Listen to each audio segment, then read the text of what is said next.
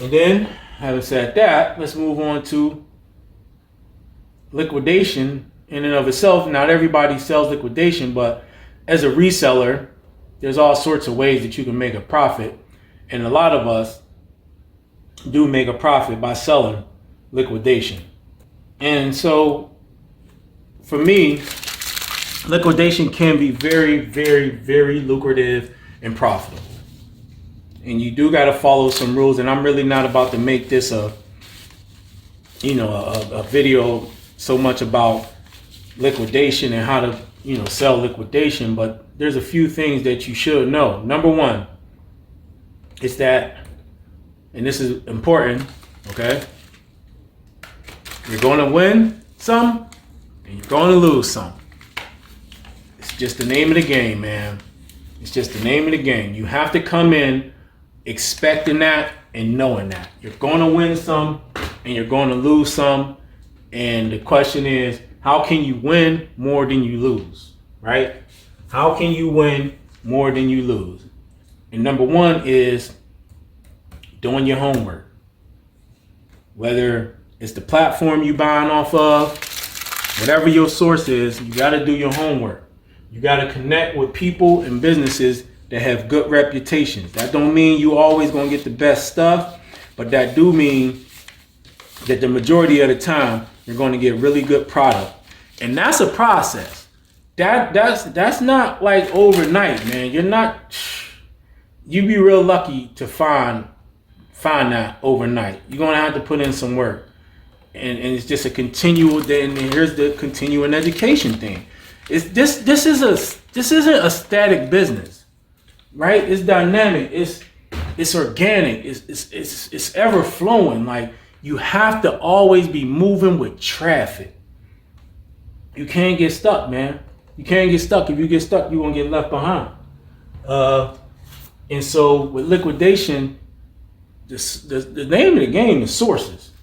And to him that has the most reliable sources goes the spoils. Okay? I mean, that's just a fact. So put it aside the fact that you're gonna have some bad buys. You can't let that stop you. And you just gotta keep on kind of like searching. But that also means that you have to have cash flow.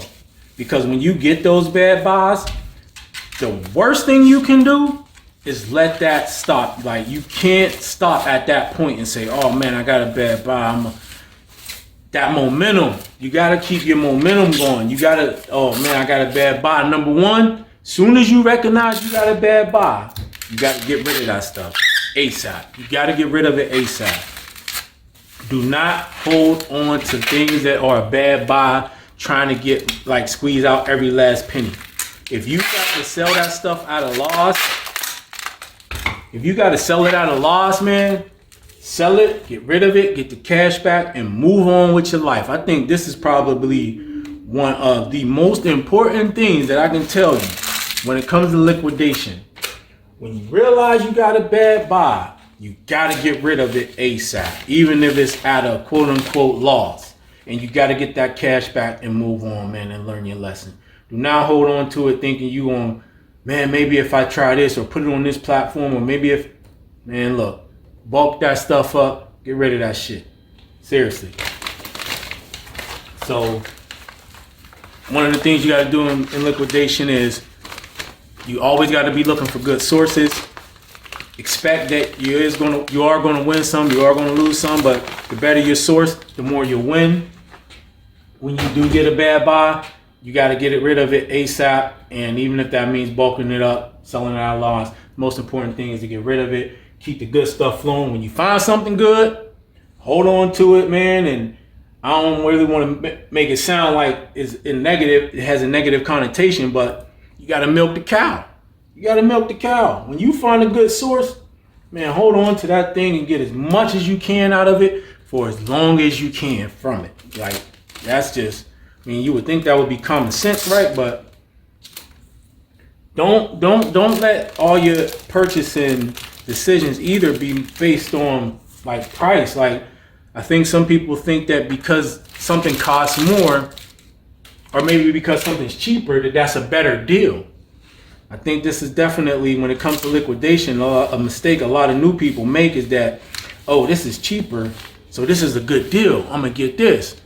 It's the reason that stuff is cheaper, man. I learned this the hard way. There's a reason that stuff is cheaper. Truckloads, those value truckloads, there's a reason it's a value truckload. You might say to yourself, man, I ain't spending $25,000 on a liquidation truckload. Well, guess what? The person that is gonna come out on top, and you want to spend $2,000-3,000 on a truckload. You go, hey, get what you pay for. I'm gonna tell you that when it comes to liquidation, bro, you get what you pay for. And so I used to think that, man, I used to be like, well, this is cheaper and I get more, right? Not only is this cheaper, but I get more for the price. Yeah, you get that stuff and you be, by the time you done going through it and all of that, it ain't even worth it, man. You done lost time and you put yourself behind. You put yourself so far behind, man. And so what you don't want to do, because speed and time is of the essence. Processing, getting it in. You got to have a process for processing it. You got to have a process for sorting it, for categorizing everything. And you got to have a plan for what you're going to do with everything, which means you need outlets. You need multiple outlets. What are you going to do, of course, with the good stuff, right? Where you going to sell it at? Where can you get the most for the good stuff? The stuff that's in either new condition, things like that. And for the not so good stuff, what are you going to do with that stuff? Do you have an outlet for that? Maybe you can get a little bit of money out of it. Like for me, I'll do things like, I'll make boxes and I'll just sell them on Marketplace real cheap.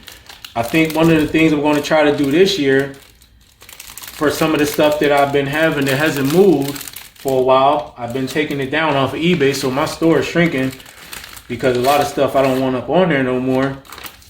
Yard sell it, just yard sell it, get some of that money back, $1, $2, $3, whatever.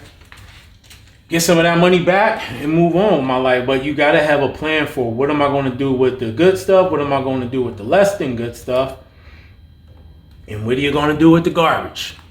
What are you going to do with the garbage? Don't waste your time on garbage. Don't waste your time on garbage. That's another lesson you need to know about reselling and how to be profitable.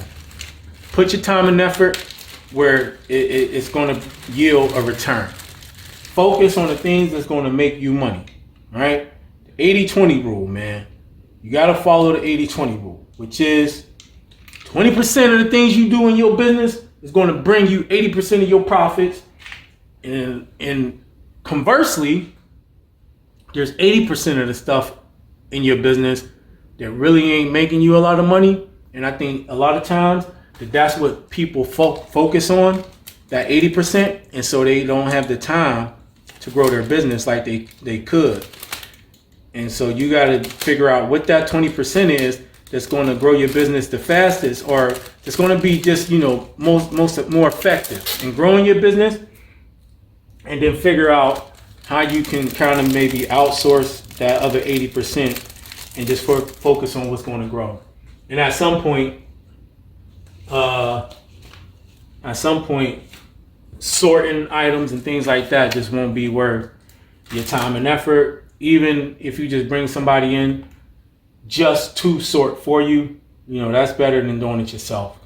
Another thing about liquidation, if you want to be successful with it, you can't shop from the sources that everybody use. Trust me when I tell you, if you use the sources that everybody using, like the easy sources, if you think that you're going to use those sources to have a successful reselling business, then you in for a rude awakening. One, that's the stuff that saturates the market. And because the market is saturated, and because those people usually don't know what they're doing yet, that's the stuff that's going to sell for low margins, and if any profit at all. And so for liquidation, you need to have separators. There's a whole bunch of separators that you can create, but a few things that you can do just right offhand is, number one, have a sales tax license. Reseller's license, sales tax license, it's all the same. Get one of those, because then that allows you to be able to source from sources that the majority of resellers cannot source from. And you want to get away from being one of those majority resellers. You don't want to be those people, because those are the people that are getting stuff from the places that everybody else can get them. And those are usually the types of items that either sell for low margins, become oversaturated, people start tanking the price, and you just start having all types of issues, right? So get a reseller's license, right? Then that opens up more doors and avenues. 2, yes, you can be a everything seller. There's nothing wrong with that at all. You can be very successful at it. If you want to grow your business, past that though, you're going to have to become an expert at something. And yes, even with liquidation, you can become an expert, because there are categories of liquidation that you can buy.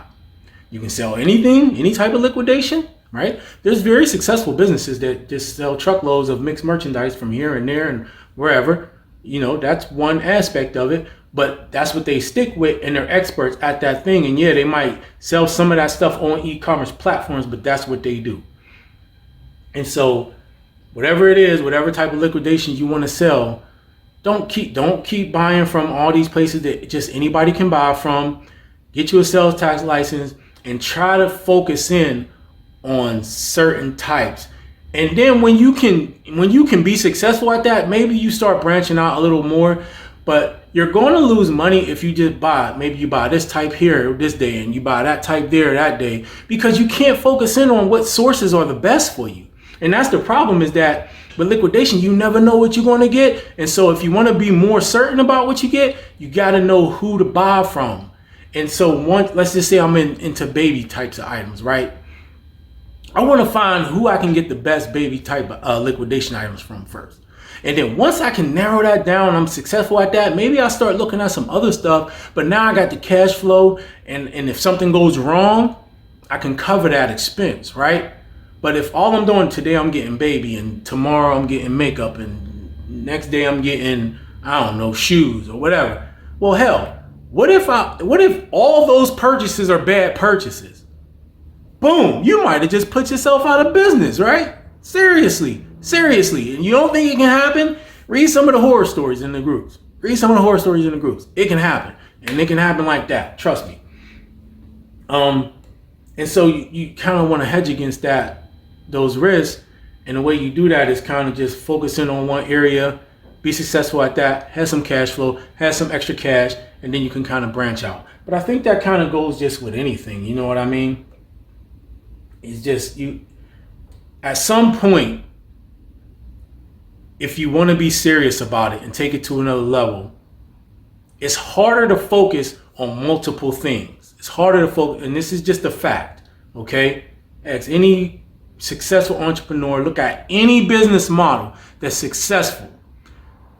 They either become successful after they started focusing in on one thing, or that's how they started off in the first place, right? It wasn't, oh, let's do these 100 things and we're going to be successful. No, like you're going to run out of resources. There's going to be too many fires to fight.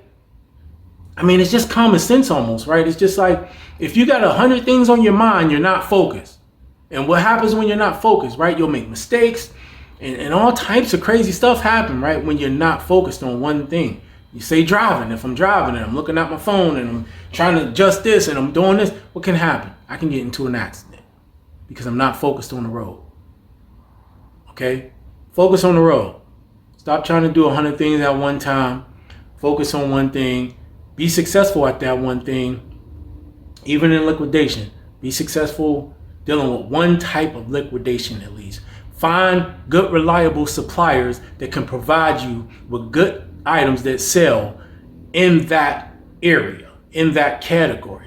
And then maybe once you get the cash flow going and you got that down pat, boom, maybe you can find other types, but don't try to do too much too fast, because trust me when I tell you, you can lose your shirt.